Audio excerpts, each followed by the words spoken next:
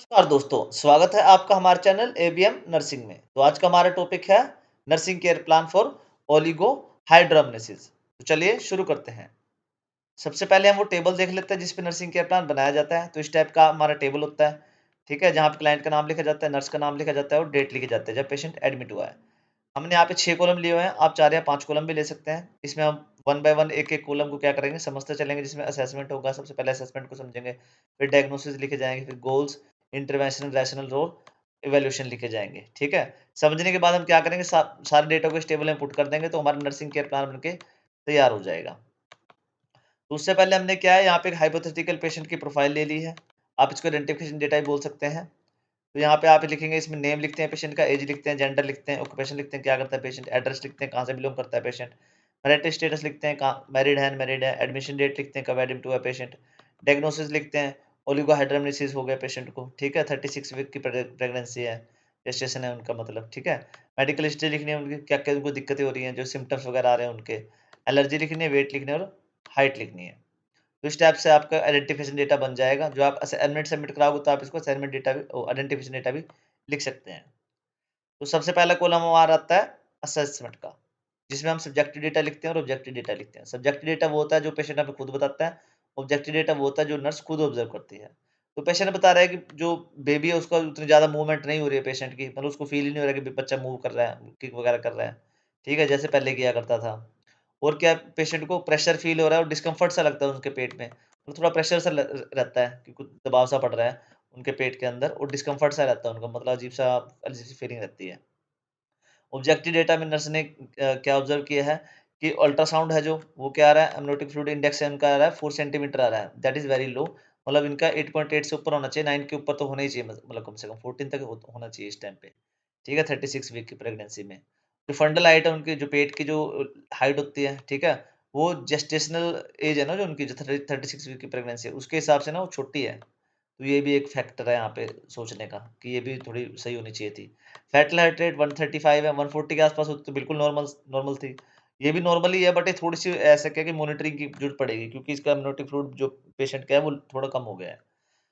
जो maternal vital science है वो स्टेबल है, मतलब माँ को अभी कोई दिक्कत नहीं है, वो बिल्कुल स्टेबल है, उनके वाइटल साइंस है। मतलब बीपी शुगर नहीं, बीपी वगैरह जो भी उनके दिक्कत है ना, बीपी हो गया, रेस्पिरेशन हो गया, ऑक्सीजन वगैरह वो सब ठीक है उनका।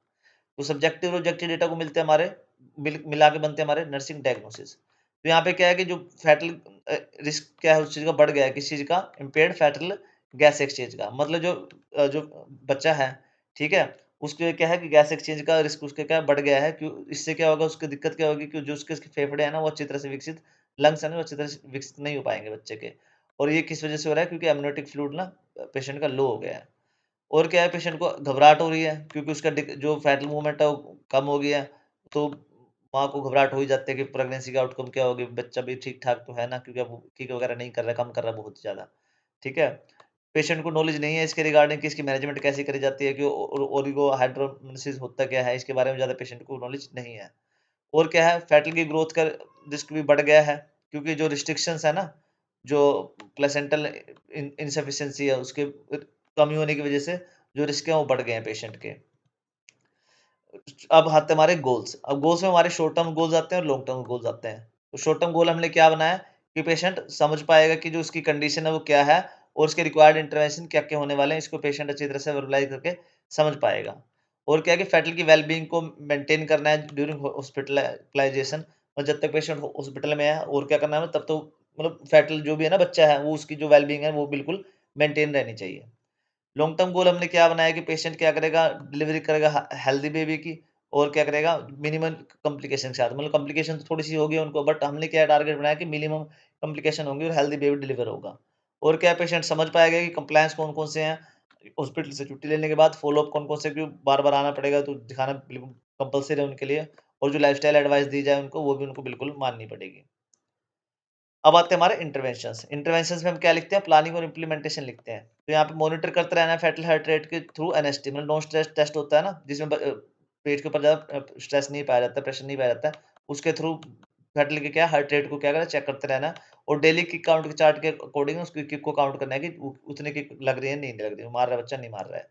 एजुकेट करना है पेशेंट को कि फटाफट से इमीडिएटली क्या करना, रिपोर्ट करना है आपने हॉस्पिटल में या डॉक्टर के जो भी आसपास है, नर्स में, अगर कोई भी फैटल मूवमेंट में दिक्कत आ रही है, कोई भी डिक्रीमेंट आता है उसमें, ठीक है। मेंटेन करना है हाइड्रेशन को प्रॉपर, मतलब ओरल जो आईवी फ्लूइड्स है ना, अगर प्रिस्क्राइब करेंगे तो वो पेशेंट को देने हैं, ताकि मतलब जो उनका एमनियोटिक फ्लूइड कम हो गया ना, थोड़ा सा उसमें रिकवरी हो जाए।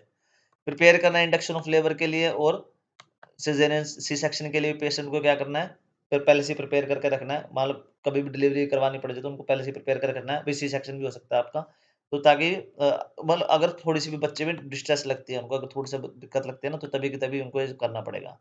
प्रोवाइड करना है पेशेंट को इमोशनल सपोर्ट और काउंसलिंग रिगार्डिंग प्रेगनेंसी आउटकम, मतलब प्रेगनेंसी से रिलेटेड कोई भी उनको प्रॉब्लम है ना, उसके लिए उनको क्या इमोशनल सपोर्ट प्रोवाइड करना है अपने।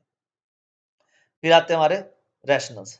रैशनल्स में क्या करना है हमने, जो जो भी हमने इंटरवेंशन किया ना, वो क्यों किए हैं, वो रैशनल्स में लिखे जाते हैं। तो मॉनिटरिंग हम कर रहे हैं बार-बार, ताकि कोई अर्ली साइन है ना, कुछ भी चीज़ कोई दिक्कत है फैटली डिस्ट्रेस को, पहले से हम डिटेक्ट कर पाएँ। किक काउंट कर रहे हैं, ठीक है, ताकि जो सेल्फ असेसमेंट हो सके, कि खुद ही देख पाए पेशेंट कि बच्चा ठीक है या नहीं है।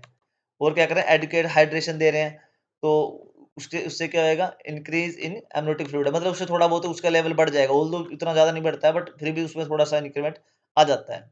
टाइमली डिलीवरी पे करेंगे तो प्रिवेंट हो जाएगा फेटल कॉम्प्रोमाइज़, मतलब अगर इस चीज़ को ज़्यादा लंबी खींच, मान लो कोई दिक्कत हो गई है, बच्चे की काउंट कम हो रहा है, ठीक है? और हम टाइमली डिलीवरी नहीं कर रहे हैं, तो आगे जाके फेटल कॉम्प्रोमाइज़ हो सकता है, ठीक है? तो इसलिए क्या है, टाइमली डिलीवरी से क्या है, फेटल का कॉम्प्रोमाइज़ेशन बच जाएगा हमारा। इमोशनल सपोर्ट दे रहे हैं पेशेंट को, ताकि उसकी जो माता की जो वो है, उसकी एंग्जायटी कम हो सके, घबराहट कम हो सके, और उनका कोऑपरेशन प्रमोट हो सके, मतलब वो कोऑपरेट भी कर पाएँ सबके साथ। फिर एट द एंड आता है हमारा इवैल्यूएशन। इवैल्यूएशन में हमने क्या लिखना है यहाँ पे, जो भी हमने अभी तक इंटरवेंशन किया ना, उसका क्या रिजल्ट है, वो इवैल्यूएशन में लिखा जाता है। तो पेशेंट क्या समझ पा रहा है कि जो फैटल की मॉनिटरिंग है वो कितनी ज़रूरी है, और सेल्फ केयर कितनी ज़रूरी है। फैटल हार्ट रेट हम स्टेबल रही है ड्यूरिंग द मॉनिटरिंग, मतलब फैटल की जो हार्ट रेट थी वो बिल्कुल स्टेबल रही है, मतलब ठीक-ठाक है बच्चा। पेशेंट क्या है, रिपोर्ट कर रहा है कि जो इसकी अवेयरनेस बढ़ गई है फैटल मूवमेंट के से रिलेटेड, अभी तक उसको इतनी वो नहीं थी, अवेयरनेस अब ज़्यादा हो गई है। प्रेगनेंसी आउटकम क्या है, मैनेज किया गया है, और सेफ डिलीवरी बेबी की हो गई है, ठीक है। ठीक है? तो लास्ट में हमने क्या किया, सारे जो भी हमने डेटा समझा उसको सारे कुछ इस टेबल में पुट कर दिया है। तो यहाँ पे क्या है, हमारा ये फाइनली नर्सिंग केयर प्लान बनके तैयार हो चुका है। तो अगर किसी को इसकी पीपीटी या पीडीएफ चाहिए तो प्लीज़ आप कमेंट करके बोल सकते हैं। तो ओके बच्चों, thanks for watching, please like, share and subscribe ABM nursing. अगर टॉपिक में कोई डाउट हो तो प्लीज़ कमेंट करके पूछें।